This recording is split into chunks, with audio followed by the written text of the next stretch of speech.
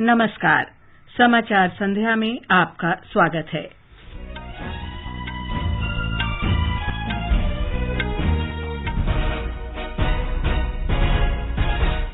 प्रधानमंत्री नरेंद्र मोदी ने वाराणसी में प्रधानमंत्री आयुष्मान भारत स्वास्थ्य बुनियादी ढांचा मिशन का शुभारंभ किया।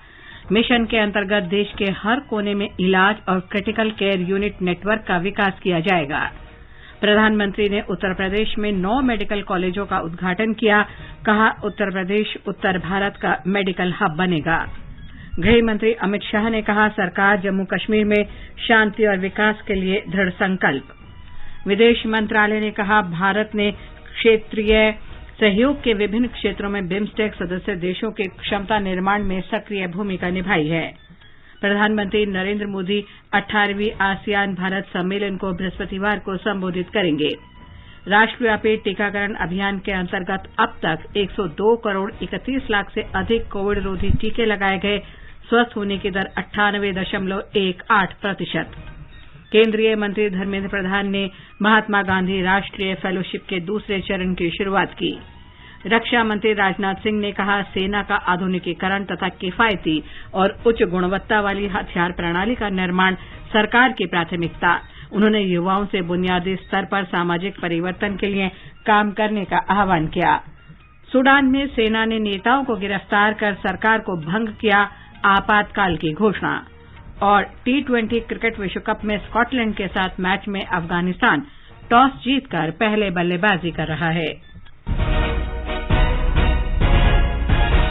समाचार संध्या में मनोज के साथ मैं लवली निगम। देश ने कोविड टीकाकरण अभियान के अंतर्गत 100 करोड़ टीके लगाने का लक्ष्य हासिल कर इतिहास रच दिया है।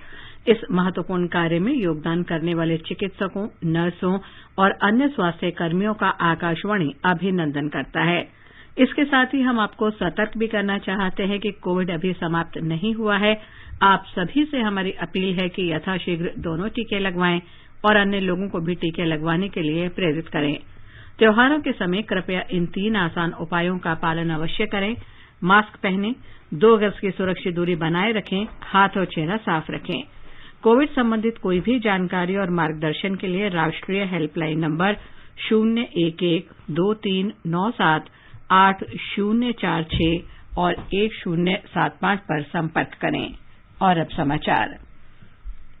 प्रधानमंत्री नरेंद्र मोदी ने आज वाराणसी में महत्वाकांक्षी प्रधानमंत्री आयुष्मान भारत बुनियादी ढांचा मिशन का शुभारंभ किया। इस परियोजना की कुल लागत 64,180 करोड़ रुपए है। एक जनसभा में प्रधानमंत्री ने कहा कि प्रधानमंत्री आयुष्मान भारत बुनियादी ढांचा मिशन का उद्देश्य अगले 4-5 वर्ष में स्वास्थ्य नेटवर्क को मजबूत करना है। भविष्य में किसी भी महामारी से निपटने में हम तैयार हो, सक्षम हो, इसके लिए अपने हेल्थ सिस्टम को आज तैयार किया जा रहा है। कोशिश ये भी है कि बीमारी जल्दी पकड़ में आए, जांच में देरी ना हो। लक्ष्य ये है कि आने वाले 4-5 सालों में देश के गांव से लेकर ब्लॉक, जिला, रीजनल और नेशनल लेवल तक क्रिटिकल हेल्थ केयर नेटवर्क को सशक्त किया जाए। प्रधानमंत्री ने कहा कि इस मिशन से देश के स्वास्थ्य क्षेत्र में विभिन्न कमियों को दूर किया जा सकेगा और ये निदान तथा उपचार के लिए व्यापक सुविधाएं उपलब्ध कराएगा। उन्होंने कहा कि इस मिशन के तहत गांवों और शहरों में स्वास्थ्य तथा आरोग्य केंद्र खोले जाएंगे। श्री मोदी ने कहा कि गंभीर बीमारियों के लिए 600 जिलों में 30,000 नए क्रिटिकल केयर से संबंधित बिस्तर जोड़े जा रहे हैं। Ayushman Bharat health infrastructure mission के 3 बड़े पहलू हैं। पहला, डायग्नोस्टिक और ट्रीटमेंट के लिए विस्तृत सुविधाओं के निर्माण से जुड़ा है। इसके तहत गांवों और शहरों में हेल्थ एंड वेलनेस सेंटर खोले जा रहे हैं, जहां बीमारियों को शुरुआत में ही डिटेक्ट करने की सुविधा होगी। इन सेंटरों में free medical consultation, free test, free दवा, ऐसी सुविधाएं भी मिलेगी। प्रधानमंत्री ने कहा कि यह योजना रोगों के निदान के लिए परीक्षण नेटवर्क विस्तृत करने से संबंधित है। इस मिशन के तहत रोगों के निदान और निगरानी के लिए आवश्यक बुनियादी ढांचे का विकास किया जाएगा। उन्होंने कहा कि देश के 730 जिलों को एकीकृत जन स्वास्थ्य प्रयोगशाला और 3000 प्रखंडों में प्रखंड स्तर पर जन स्वास्थ्य इकाइयां खोली जाएंगी। 15 बीएसएल प्रयोगशालाओं से इस नेटवर्क को और मजबूती मिलेगी। उन्होंने कहा कि इस मिशन के अंतर्गत महामारियों का अध्ययन करने के लिए मौजूदा शोध संस्थानों का विस्तार किया जाएगा। इस अवसर पर मुख्यमंत्री योगी आदित्यनाथ ने कहा कि इन परियोजनाओं का लाभ पूर्वी उत्तर प्रदेश के लोगों के साथ साथ बिहार के लोगों को भी मिलेगा। उन सभी परियोजनाओं के साथ जिससे यहाँ के जीवन में व्यापक परिवर्तन लाने और काशी को काशी के रूप में स्थापित करके उसको नए कलेवर के रूप में विश्व क्षितिज के सामने प्रस्तुत किया जा सके, इस दृष्टि से सभी परियोजनाएं अत्यंत महत्वपूर्ण हैं। न केवल इससे काशीवासी बल्कि पूर्वी उत्तर प्रदेश और बिहार जाने वाले या पूर्वी भारत की ओर जाने वाले वे सभी लोग भी इससे लाभान्वित होंगे। हमारे संवाददाता की एक रिपोर्ट। प्रधानमंत्री Ayushman Bharat health infrastructure mission एक व्यापक स्वास्थ्य कार्यक्रम है जिसका उद्देश्य लोगों को उनके घरों के पास ही उच्च स्तरीय स्वास्थ्य देखभाल सुविधाएं उपलब्ध कराना है। इस केंद्र प्रायोजित कार्यक्रम के अंतर्गत देश के हर जिले को स्वास्थ्य सुविधाओं को मजबूत करने के लिए 90 से 100 करोड़ रुपए दिए जाएंगे। इनसे जिले स्तर पर मेडिकल ऑक्सीजन और वेंटिलेटर जैसी सुविधाएं भी उपलब्ध होंगी। यह कार्यक्रम पूर्व से चल रहे राष्ट्रीय स्वास्थ्य मिशन के अतिरिक्त होगा। प्रधानमंत्री ने कहा कि इस कार्यक्रम के अंतर्गत पर्वतीय और उत्तर पूर्व के राज्यों में स्वास्थ्य सुविधाएं विकसित करने पर विशेष जोर दिया जाएगा। प्रधानमंत्री श्री मोदी ने अपने संसदीय क्षेत्र वाराणसी के लिए बुनियादी ढांचा क्षेत्र, रेलवे, कृषि, शहरी विकास और पर्यटन से जुड़ी 5189 करोड़ रुपए की लागत से पूर्ण की गई विभिन्न योजनाओं का लोकार्पण किया। प्रधानमंत्री ने वाराणसी रिंग रोड और वाराणसी गोरखपुर राष्ट्रीय राजमार्ग 29 के 72 किलोमीटर लंबे नवनिर्मित खंड का भी शुभारंभ किया। 4584 करोड़ रुपए के लागत से पूर्ण इन सड़क परियोजनाओं के चालू हो जाने से वाराणसी शहर के लोगों को ट्रैफिक जाम की पुरानी समस्या से निजात मिलेगी। धर्मेंद्र कुमार राय, आकाशवाणी समाचार, वाराणसी। प्रधानमंत्री ने आज ही उत्तर प्रदेश में 9 चिकित्सा महाविद्यालयों का एक साथ लोकार्पण किया। सिद्धार्थनगर में श्री मोदी ने कहा कि पूर्वांचल में चिकित्सा महाविद्यालयों के खुल जाने से स्वास्थ्य का बुनियादी ढांचा सुदृढ़ होगा। इन 9 नए मेडिकल कॉलेजों के निर्माण से करीब 2500 नए बेड तैयार हुए हैं। 5000 से अधिक डॉक्टर और पैरामेडिकल के लिए रोजगार के नए अवसर बने हैं। इसके साथ ही हर वर्ष सैकड़ों युवाओं के लिए मेडिकल की पढ़ाई का नया रास्ता खुला है। जिस पूर्वांचल को पहले की सरकारों ने बीमारियों से जूझने के लिए छोड़ दिया था, वही अब पूर्वी भारत का मेडिकल हब बनेगा। प्रधानमंत्री ने पूर्वांचल में मस्तिष्क ज्वर यानी इंसेफेलाइटिस रोग से निपटने के लिए योगी आदित्यनाथ सरकार की सराहना की। उन्होंने कहा कि पूर्वांचल स्वास्थ्य के बुनियादी ढांचे का नया केंद्र बनकर उभरेगा। जिस पूर्वांचल को पहले की सरकारों ने बीमारियों से जूझने के लिए छोड़ दिया था, वही अब पूर्वी भारत का मेडिकल हब बनेगा। ये धरती अब देश को बीमारियों से बचाने वाले अनेक डॉक्टर देने वाली है। जिस पूर्वांचल को दिमागी बुखार से हुई दुखद मौतों की वजह से बदनाम कर दिया गया था, वही पूर्वांचल, वही उत्तर प्रदेश पूर्वी भारत को सेहत का नया उजाला देने वाला है। गृह मंत्री अमित शाह 3 दिवसीय यात्रा पर जम्मू कश्मीर में हैं। श्री शाह ने श्रीनगर में शेरे कश्मीर इंटरनेशनल कन्वेंशन सेंटर में एक सभा में पाकिस्तान के साथ बातचीत की मांग पर नेशनल कॉन्फ्रेंस के अध्यक्ष डॉ फारूक अब्दुल्ला पर निशाना साधा। अमित शाह ने कहा कि केंद्र शासित प्रदेश को देश में सबसे विकसित और समृद्ध बनाने के लिए सरकार जम्मू कश्मीर के युवाओं और आम लोगों से बात करेगी। श्री शाह ने कहा कि सरकार का उद्देश्य जम्मू कश्मीर से आतंकवाद का सफाया करना और नागरिक की हत्याओं की घटनाओं को पूरी तरह से समाप्त करना है। उन्होंने कहा कि जम्मू कश्मीर का प्रधानमंत्री नरेंद्र मोदी के दिल में एक विशेष स्थान है और राज्य की शांति और विकास प्रक्रिया में बाधा डालने की किसी को भी कतई अनुमति नहीं दी जाएगी। मैं आपको बहुत भरोसे से कहना चाहता हूं कि मोदी जी के नेतृत्व में जम्मू और कश्मीर और विशेषकर घाटी के अंदर विकास के नए युग की शुरुआत हुई है। इसकी अनुभूति तो आपको होती है। मैं आपको विश्वास दिलाना चाहता हूं 2024 तक आपको इसका अंजाम भी बहुत खूबसूरत देखने को मिलेगा। गृह मंत्री ने बेमेना में 115 करोड़ रुपए की लागत से बने 500 बिस्तरों वाले अस्पताल का उद्घाटन किया। उन्होंने हंदवाड़ा मेडिकल कॉलेज और 4000 करोड़ रुपए की अन्य सड़क परियोजनाओं की आधारशिला रखी। विदेश सचिव हर्षवर्धन श्रृंगला ने कहा है कि भारत बिम्स्टेक रूपरेखा के अंतर्गत क्षेत्रीय सहयोग बढ़ाने के लिए प्रतिबद्ध है। इस संगठन में बांग्लादेश, भूटान, भारत, नेपाल, श्रीलंका तथा म्यांमार और थाईलैंड शामिल हैं। उन्होंने कहा कि भारत इस समूह को और अधिक मजबूत, अधिक गतिशील और प्रभावी बनाने के लिए परिश्रम कर रहा है। आज नई दिल्ली में एक अंतर्राष्ट्रीय संगोष्ठी में श्री श्रृंगला ने कहा कि बिम्स्टेक का उद्गम और इसके एक संस्थापक सदस्य के रूप में भारत की यात्रा का संदर्भगत औचित्य है। उन्होंने कहा कि इस संगठन के लिए प्रासंगिक पड़ोस प्रथम और एक्ट ईस्ट की ओर उन्मुख नीतियां भारत की विदेश नीति की आधारशिला है। भारत ने सहयोग के विभिन्न क्षेत्रों में सदस्य देशों के क्षमता निर्माण में सक्रिय भूमिका निभाई है। उन्होंने कहा कि 2018 में काठमांडू में पिछले शिखर सम्मेलन में प्रधानमंत्री नरेंद्र मोदी ने बिम्स्टेक सहयोग मजबूत करने और विभिन्न क्षेत्रों में क्षमता निर्माण के लिए अनेक पहल की घोषणा की थी। प्रधानमंत्री नरेंद्र मोदी बृहस्पतिवार को 18वें आसियान भारत शिखर सम्मेलन में वर्चुअल रूप से भाग लेंगे। प्रधानमंत्री को ब्रुनेई के सुल्तान ने निमंत्रण दिया है।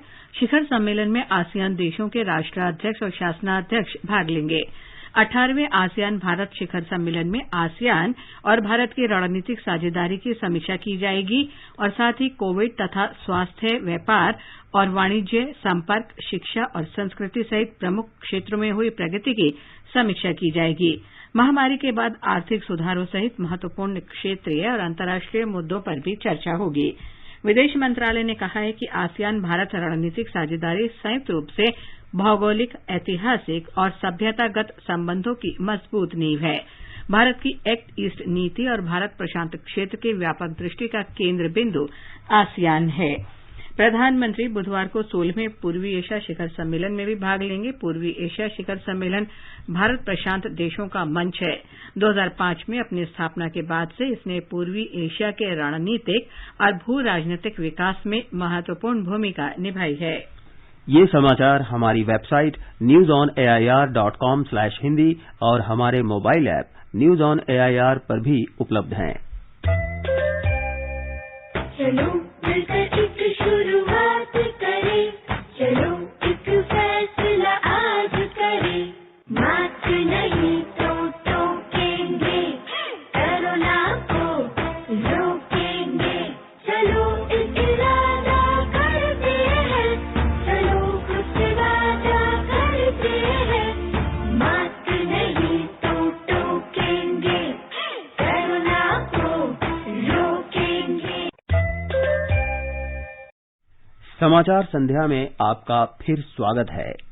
आगे बढ़ने से पहले मुख्य समाचारों पर एक नजर। प्रधानमंत्री नरेंद्र मोदी ने वाराणसी में प्रधानमंत्री आयुष्मान भारत स्वास्थ्य बुनियादी ढांचा मिशन का शुभारंभ किया। मिशन के अंतर्गत देश के हर कोने में इलाज और क्रिटिकल केयर यूनिट नेटवर्क का विकास किया जाएगा। प्रधानमंत्री ने उत्तर प्रदेश में 9 मेडिकल कॉलेजों का उद्घाटन किया। कहा, उत्तर भारत का मेडिकल हब बनेगा। गृह मंत्री अमित शाह ने कहा, सरकार जम्मू कश्मीर में शांति और विकास लाने के लिए दृढ़ संकल्प है। विदेश मंत्रालय ने कहा, भारत ने क्षेत्रीय सहयोग के विभिन्न क्षेत्रों में बिम्स्टेक सदस्य देशों की क्षमता निर्माण में सक्रिय भूमिका निभाई है। प्रधानमंत्री नरेंद्र मोदी 18वीं आसियान भारत सम्मेलन को बृहस्पतिवार को संबोधित करेंगे। राष्ट्रव्यापी टीकाकरण अभियान के अंतर्गत अब तक 102 करोड़ 31 लाख से अधिक कोविड रोधी टीके लगाए गए। स्वस्थ होने की दर 98.18% है। केंद्रीय मंत्री धर्मेंद्र प्रधान ने महात्मा गांधी राष्ट्रीय फेलोशिप के दूसरे चरण की शुरुआत की। रक्षा मंत्री राजनाथ सिंह ने कहा, सेना का आधुनिकीकरण तथा किफायती और उच्च गुणवत्ता वाली हथियार प्रणाली का निर्माण सरकार की प्राथमिकता। उन्होंने युवाओं से बुनियादी स्तर पर सामाजिक परिवर्तन के लिए काम करने का आह्वान किया। सूडान में सेना ने नेताओं को गिरफ्तार कर सरकार को भंग किया। आपातकाल की घोषणा। और T20 क्रिकेट विश्व कप में स्कॉटलैंड के साथ मैच में अफगानिस्तान टॉस जीतकर पहले बल्लेबाजी कर रहा है। भारत के स्वतंत्रता संग्राम में अनगिनत स्वतंत्रता सेनानियों ने अपने प्राणों की आहुति दी।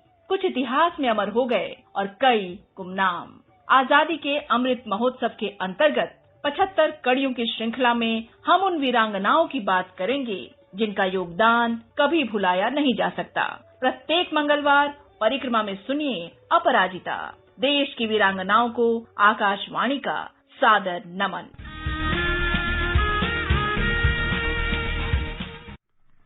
देश में अब तक 1 अरब 2 करोड़ 31 लाख से अधिक कोविड रोधी टीके लगाए जा चुके हैं।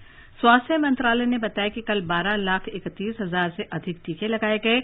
कल 18,762 रोगी स्वस्थ हुए और स्वस्थ होने की दर 98.18% हो गई है। अब तक 3 करोड़ 35 लाख से अधिक रोगी ठीक हो चुके हैं। कल 14,306 नए रोगियों की पुष्टि हुई। इस समय देश में 1,67,000 लोगों का इलाज चल रहा है। अब तक देश भर में 60 करोड़ 7 लाख से अधिक कोविड जांच की जा चुकी है। रक्षा मंत्री राजनाथ सिंह ने कहा है कि सरकार ने सैन्य बलों, उच्च गुणवत्ता उत्पादन और किफायती हथियार प्रणाली को अत्याधुनिक बनाने के लिए कई कदम उठाए हैं।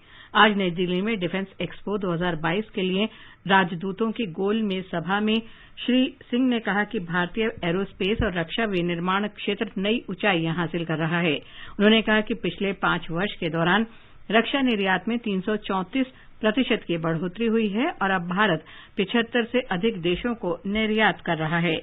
उन्होंने कहा कि देश में निर्यात की उपलब्धि भारतीय रक्षा उत्पादों की गुणवत्ता और प्रतिद्वंदिता का प्रतीक है। केंद्रीय मंत्री धर्मेंद्र प्रधान ने आज महात्मा गांधी राष्ट्रीय फेलोशिप के दूसरे चरण का शुभारंभ किया। इससे युवा और प्रतिभाशाली लोगों में कौशल विकास के लिए बुनियादी स्तर पर योगदान करने का अवसर मिल सकेगा।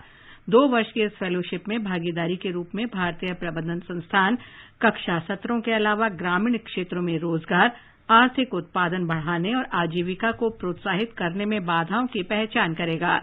श्री प्रधान ने युवाओं को कौशल विकास प्रयासों से बुनियादी स्तर पर सामाजिक परिवर्तन के लिए कार्य करने का आह्वान किया। उपराष्ट्रपति एम वेंकैया नायडू ने नई दिल्ली में विशेष समारोह में 67वें राष्ट्रीय फिल्म पुरस्कार प्रदान किए। प्रख्यात अभिनेता सुपरस्टार रजनीकांत को भारतीय सिनेमा में उनके उत्कृष्ट योगदान के लिए प्रतिष्ठित दादा साहब फाल्के पुरस्कार से सम्मानित किया गया। प्रियदर्शन के निर्देशन में बनी मलयालम फिल्म मरक्कर अरबी कादिलिंते सिंघम को सर्वश्रेष्ठ फीचर फिल्म का तथा संजय पूरन सिंह चौहान को हिंदी फिल्म 72 हुरैन के लिए सर्वश्रेष्ठ निर्देशन का पुरस्कार दिया गया। अभिनेता मनोज वाजपेयी को हिंदी फिल्म भोंसले के लिए सर्वश्रेष्ठ अभिनेता का पुरस्कार और धनुष को तमिल फिल्म असुरन के लिए पुरस्कार दिया गया। कंगना रनौत को उनकी film Manikarnika the queen of Jhansi और पंगा के लिए सर्वश्रेष्ठ अभिनेत्री का पुरस्कार मिला। बी प्राक को हिंदी फिल्म केसरी के गाने तेरी मिट्टी के लिए सर्वश्रेष्ठ पुरुष पार्श्व गायक का पुरस्कार दिया गया। सिक्किम को सर्वाधिक फिल्म अनुकूल राज्य का पुरस्कार मिला। उपराष्ट्रपति नायडू ने कहा, फिल्में जलवायु परिवर्तन सहित हमारे समय के प्रासंगिक मुद्दों से निपटती हैं। भारतीय फिल्म उद्योग ने विभिन्न भाषाओं में अपनी पहचान बनाई है। अलग भाषा, अलग वेश, फिर भी अपना एक देश। विविधता में एकता भारत का विशेषण। सूचना और प्रसारण मंत्री अनुराग सिंह ठाकुर ने कहा कि सिनेमा केवल मनोरंजन का साधन ही नहीं बल्कि समाज को महत्वपूर्ण संदेश देने में भी महत्वपूर्ण भूमिका निभाता है।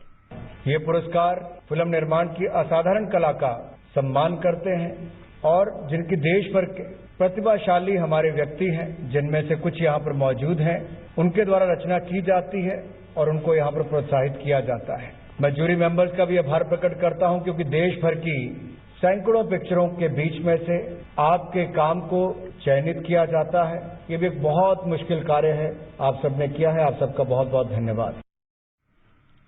आजादी के अमृत महोत्सव के अंतर्गत आइए अब सुनते हैं आकाशवाणी की विशेष प्रस्तुति आजादी का सफर। आजादी का अमृत महोत्सव।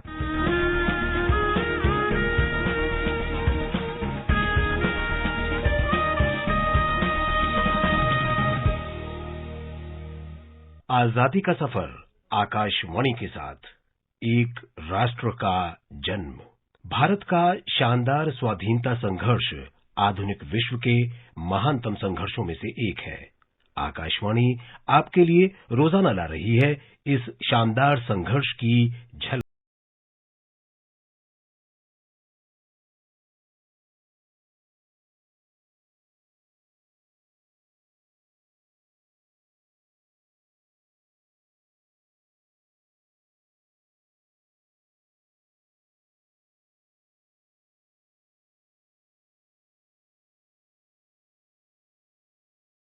स्वाधीनता सेनानी हजारा सिंह की पुण्यतिथि है। ब्रिटिश साम्राज्य के विरुद्ध जंग छेड़ने के आरोप में उन्हें 25 अक्टूबर 1944 को लाल किले में मृत्यु दंड दिया गया।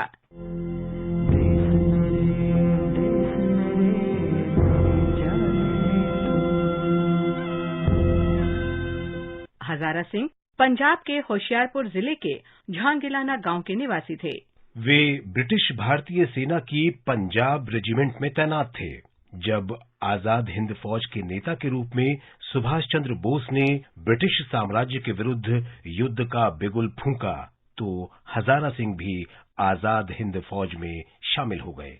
वे 3री गुरिल्ला रेजिमेंट में हवलदार रहे। हजारा सिंह ने बर्मा युद्ध में भाग लिया, जहां उन्हें अंग्रेजों ने पकड़ लिया। देश स्वाधीनता आंदोलन में हजारा सिंह जैसे बहादुर जवानों की निस्वार्थ सेवा का सदैव ऋणी रहेगा। 25 अक्टूबर 1947 को ही मैसूर रियासत को लोकतांत्रिक रूप से निर्वाचित पहला मुख्यमंत्री मिला। भारत की स्वतंत्रता के बाद भी मैसूर में महाराजा का शासन रहा, जिसके खिलाफ वहां राजनीतिक संघर्ष जारी था। राजशाही समाप्त करने के लिए मैसूर चलो आंदोलन शुरू किया गया, जिसमें शामिल होने के लिए पूरा मैसूर इलाका जैसे उमड़ पड़ा।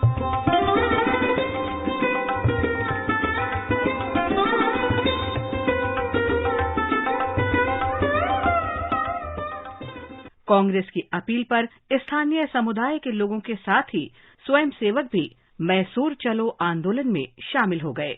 इस आंदोलन ने महाराजा को सत्ता छोड़ने और रियासत में लोकतांत्रिक एवं जवाबदेह सरकार की स्थापना के लिए विवश कर दिया। 4 सितंबर 1947 को शहर में बड़ी जनसभा हुई और शक्ति प्रदर्शन किया गया। इस दौरान हजारों लोगों को गिरफ्तार किया गया। पुलिस ने भीड़ को तितर-बितर करने के लिए गोलीबारी शुरू कर दी।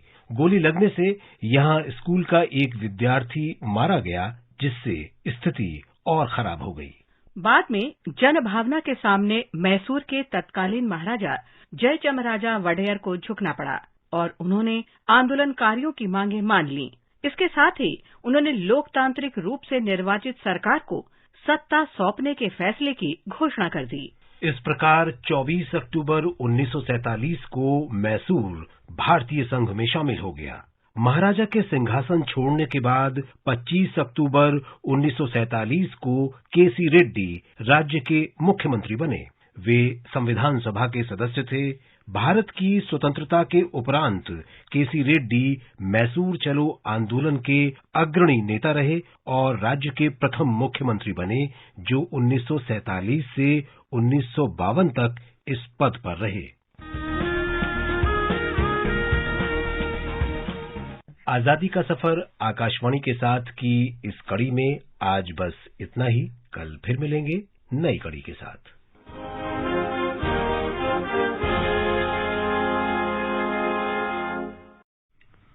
ये समाचार आकाशवाणी से प्रसारित किए जा रहे हैं। ताज़ा समाचार जानने के लिए आप हमारे Twitter handle @AIR News Hindi को फॉलो कर सकते हैं। ये आकाशवाणी है। सूडान की सेना ने नागरिक शासन भंग कर दिया है और आपात स्थिति की घोषणा की है। राजनीतिक नेताओं को गिरफ्तार कर लिया गया है और प्रधानमंत्री अब्दुल्ला हमदोक को उनके मंत्रिमंडलीय सहयोगियों के साथ नजरबंद कर दिया गया है। सूडान में लंबे समय से सत्तारूढ़ ओमान अल बशीर को 2 वर्ष पहले अपदस्थ किए जाने और एक अस्थायी सरकार की स्थापना के बाद से सेना और नागरिक प्रशासन के बीच तनाव चला आ रहा है। प्रधानमंत्री नरेंद्र मोदी ने उज्बेकिस्तान के राष्ट्रपति शौकत मिर्जियोयेव के चुनाव में जीतने पर बधाई दी है। श्री मोदी ने विश्वास व्यक्त किया कि भारत और उज्बेकिस्तान के बीच रणनीतिक साझेदारी राष्ट्रपति मिर्जियोयेव के दूसरे कार्यकाल में भी जारी रहेगी। सरकार ने आज टाटा सन्स के एयर इंडिया में निवेश के लिए शेयर खरीद समझौते पर हस्ताक्षर कर दिए। इस महीने की 11 तारीख को टाटा सन्स के एयर इंडिया में विनिवेश हस्तांतरण की सफल बोली के संबंध में पत्र जारी किया गया था।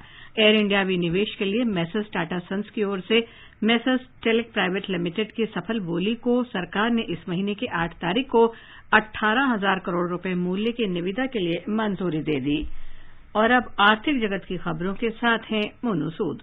बंबई शेयर बाजार का सेंसेक्स 145 अंक बढ़कर 61,766 पर बंद हुआ। नेशनल स्टॉक एक्सचेंज का निफ्टी 18,125 पर बंद हुआ। अंतर बैंकिंग विदेशी मुद्रा बाजार में रुपया डॉलर के मुकाबले 19 पैसे कमजोर हुआ और $1 की कीमत 75 रुपए 8 पैसे दर्ज हुई। दिल्ली सराफा बाजार में सोना 47,023 रुपए प्रति 10 ग्राम पर जा पहुंचा और अंतर्राष्ट्रीय बाजार में ब्रेंट कच्चे तेल का वायदा मूल्य $86.17 प्रति बैरल पर था।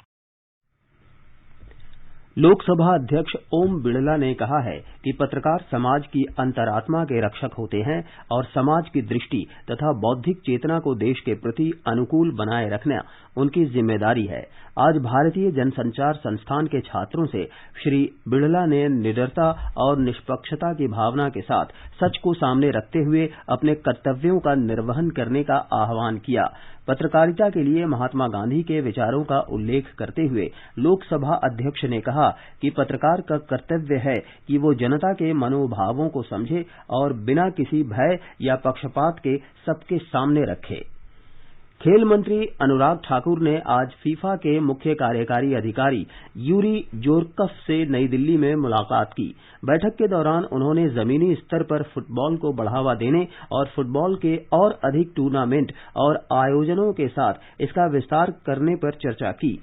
श्री ठाकुर ने कहा कि टोक्यो में ओलंपिक खेलों में मिली सफलता के बाद भारत में खेलों में रुचि बढ़ रही है और प्रधानमंत्री नरेंद्र मोदी द्वारा खेल संस्कृति को बढ़ावा देने से इसे और गति मिली है। 2020 विश्व कप क्रिकेट के सुपर 12 के मुकाबले में अफगानिस्तान और स्कॉटलैंड के बीच शारजाह में मैच चल रहा है। टॉस जीतकर पहले बल्लेबाजी करते हुए अफगानिस्तान ने ताजा समाचार मिलने तक 12वें ओवर में 2 विकेट पर 93 रन बना लिए हैं। अब एक नजर कल के मौसम पर। राष्ट्रीय राजधानी दिल्ली और मुंबई में आसमान साफ रहेगा। चेन्नई में बादल छाए रहने और हल्की बारिश का अनुमान है, जबकि कोलकाता में बादल छाए रहेंगे। उत्तर भारत में श्रीनगर में बादल छाए रहेंगे। जम्मू, लेह और गिलगित में आसमान साफ रहेगा। मुजफ्फराबाद में आंधी आने की संभावना है। देश के पूर्वोत्तर हिस्से में शिलांग, ईटानगर और गंगटोक में बादल छाए रहने और बौछारें पड़ने की संभावना है। गुवाहाटी और आइजोल में बादल छाए रहेंगे। इम्फाल में आंधी आने की संभावना है। और अंत में मुख्य समाचार एक बार फिर। प्रधानमंत्री नरेंद्र मोदी ने वाराणसी में प्रधानमंत्री आयुष्मान भारत स्वास्थ्य बुनियादी ढांचा मिशन का शुभारंभ किया।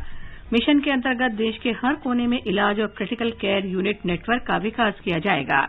प्रधानमंत्री ने उत्तर प्रदेश में 9 मेडिकल कॉलेजों का उद्घाटन किया। कहा, उत्तर प्रदेश उत्तर भारत का मेडिकल हब बनेगा। गृह मंत्री अमित शाह ने कहा, सरकार जम्मू कश्मीर में शांति और विकास के लिए दृढ़ संकल्प है। विदेश मंत्रालय ने कहा, भारत ने क्षेत्रीय सहयोग के विभिन्न क्षेत्रों में बिम्स्टेक सदस्य देशों की क्षमता निर्माण में सक्रिय भूमिका निभाई है। प्रधानमंत्री नरेंद्र मोदी 18वीं आसियान भारत सम्मेलन को बृहस्पतिवार को संबोधित करेंगे। राष्ट्रव्यापी टीकाकरण अभियान के अंतर्गत अब तक 102 करोड़ 31 लाख से अधिक कोविड रोधी टीके लगाए गए। स्वस्थ होने की दर 98.18%। केंद्रीय मंत्री धर्मेंद्र प्रधान ने महात्मा गांधी राष्ट्रीय फेलोशिप के दूसरे चरण की शुरुआत की। सूडान में सेना ने नेताओं को गिरफ्तार कर सरकार को भंग किया, आपातकाल की घोषणा। और T20 क्रिकेट विश्व कप में स्कॉटलैंड के साथ मैच में अफगानिस्तान टॉस जीतकर पहले बल्लेबाजी कर रहा है। इसके साथ ही समाचार संध्या का ये अंक समाप्त हुआ। नमस्कार।